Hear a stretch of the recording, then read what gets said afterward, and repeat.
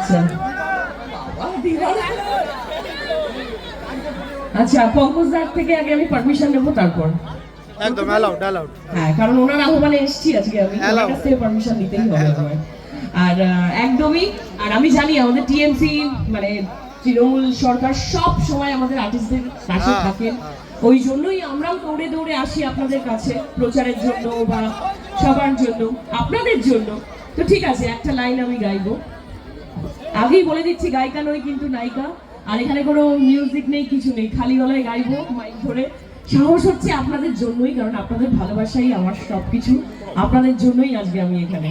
তো সবাই আমার সাথে সাথে খুঁজেছি তোকে রাতে বেরাতে, ঝরেনি আলো স্বপ্নে, লুকিয়ে চিঠি তোকে লেখা, তুলে রেখেছি যত্নে, মনের অলিগলি হয়ে কেন পালালি, রাতে পড়েছি তা দেখছি একা একা, নিয়েছি ঘুরে ঘুম পড়েছে